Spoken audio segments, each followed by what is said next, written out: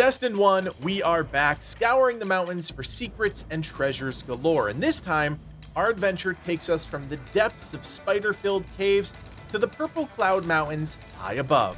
My name is Kodiak, this is Legacy Gaming, and today, we're continuing our series and helping you hunt down the biggest and best secrets of Chapter 4 in Black Myth Wukong.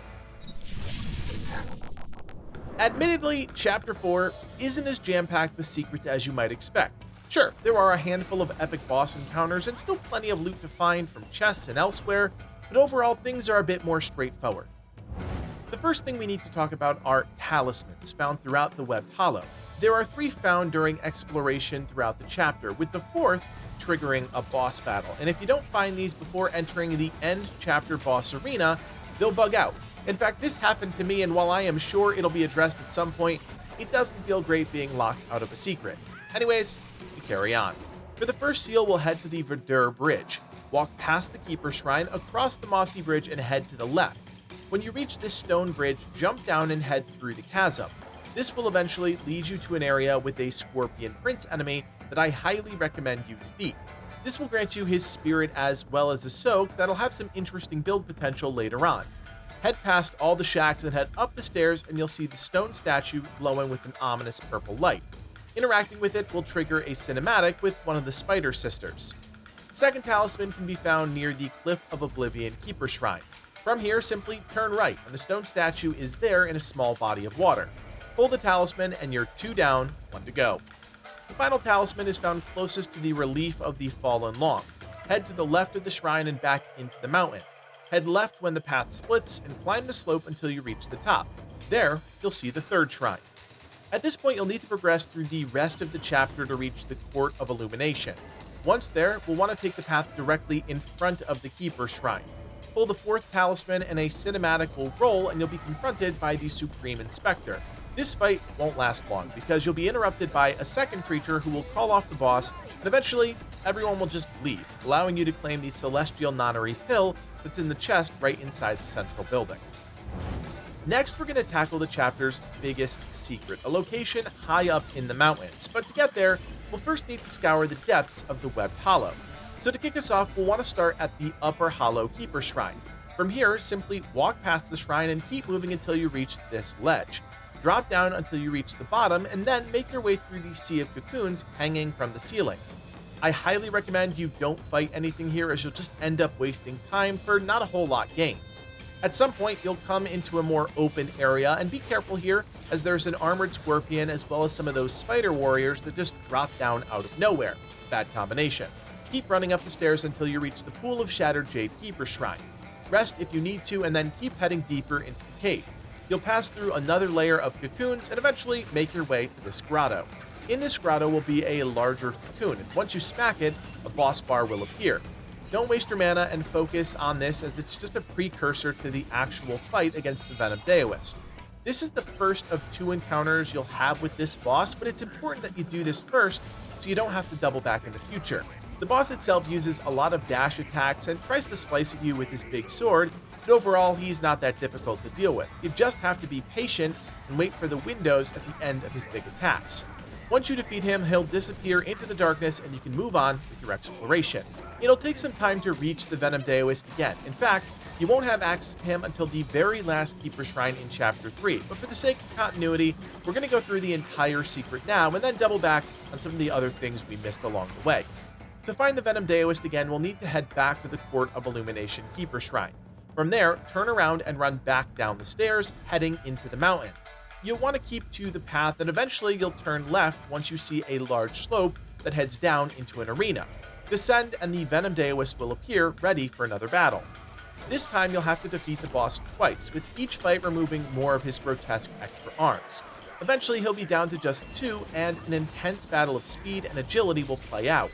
In his final breath, he'll reveal a painting on the cave wall, a destination known as the Purple Cloud Mountains.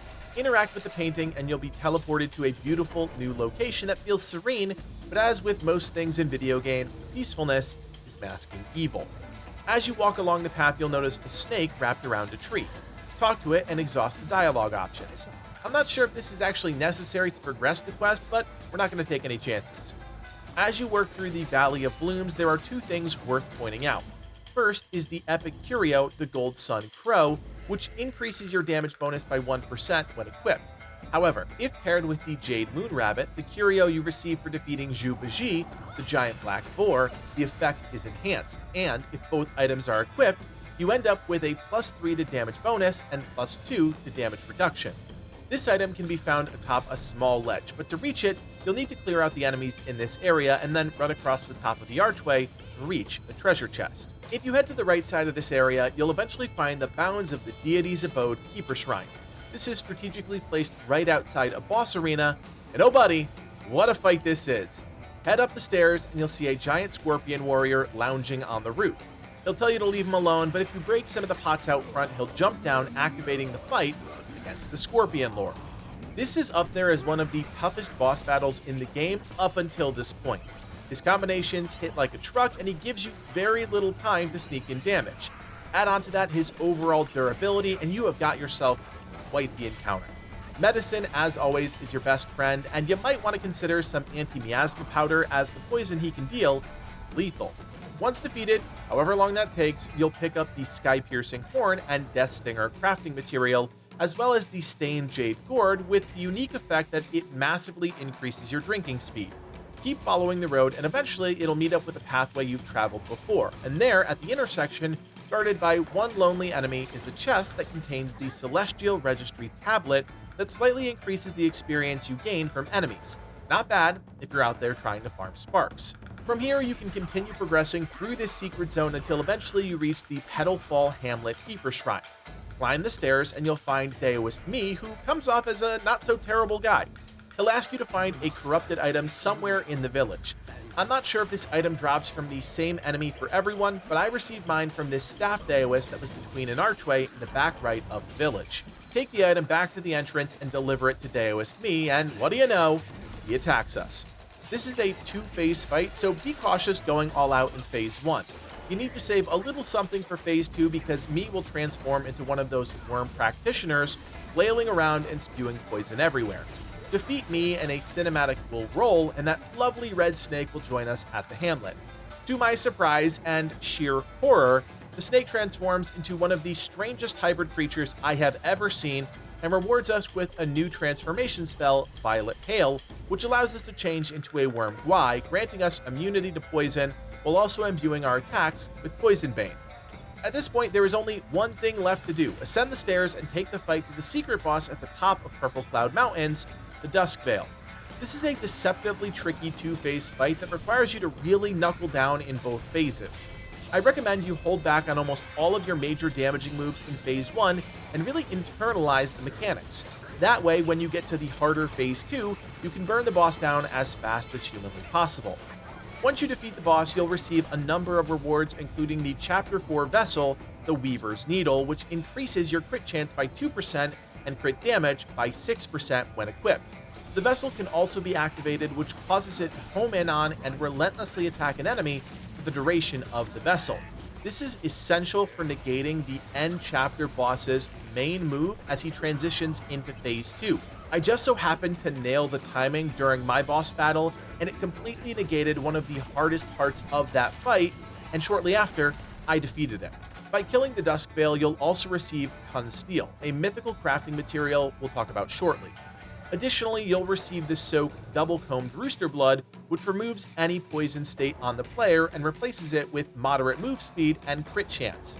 This is a really interesting soak in combination with the Death Stinger soak that applies the poison state to the player.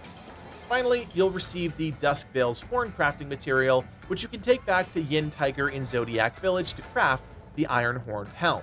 If you don't know who Yin Tiger is, I highly recommend you check out our guide video teaching you exactly how to unlock Zodiac Village. Now we're going to take a big step back, all the way to Verdure Bridge, one of the first Keeper Shrines in the chapter. When you get close to this spot, a cinematic will play, and one of the Spider Sisters will challenge you to test your skills inside. Head through the archway and you'll be able to loot a number of treasure chests. There's some really good stuff here, including the formula for enhanced ginseng pellets, as well as the purple-veined Peach Pit Soak, which massively increases the health your Gourd recovers when used at critical health. You'll also receive the legendary Zhang River Goddess Gourd, which grants some burn resistance and immunity from lava-covered ground. Not a bad deal for doing absolutely nothing.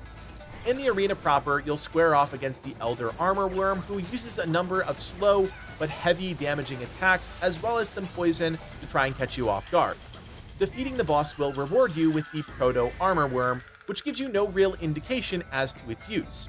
Take this back to Chen Long in Zodiac Village, and a new basket will appear with the worm right outside his hut. Rest and return to the baby worm and interact with it. You have the option to feed it, which requires rice cocoons, an item you most likely receive during your travels in the Web Hollow. You need 3 of them in total, and you can randomly get these as drops by rolling over the smaller cocoons found throughout the entire zone. Feed the worm and then rest. Repeat these steps until eventually the worm is gone and you can claim its spirit. The Proto-Armourworm slightly increases your crit hit chance when poisoned, which further leans into that build potential by self-inflicting poison. The final major secret in Chapter 4 is actually one we cover extensively as part of our Mythical Dragon Guide video recently released on the channel. Yellow Loong is the final boss in a 4-boss series, and he's the last and final guardian preventing you from claiming the Golden Loong Staff. If you've obtained the Loong scales back in Chapter 2, and if you've defeated his brothers, Red Loong, Black Loong, and Cyan Loong, you can confront him at the relief of the Fallen Loong. This boss battle is intense. It took me dozens of attempts to finally vanquish him, but once you do that, the rewards are well worth it. For starters, you get the powerful Golden Lining transformation spell, which turns you into the dragon, giving you access to his moveset. You'll also be rewarded with the Golden Carp Curio, which increases the chance of obtaining material from defeated enemies. Finally, and this is a big one, you'll receive the Sea Supporting Pendant, the last crafting material needed to create the Golden Loong Staff, one of the best weapons currently in the game, increasing your pillar stance moves while also infusing your 3 or 4 focus point attacks with Thunderbane.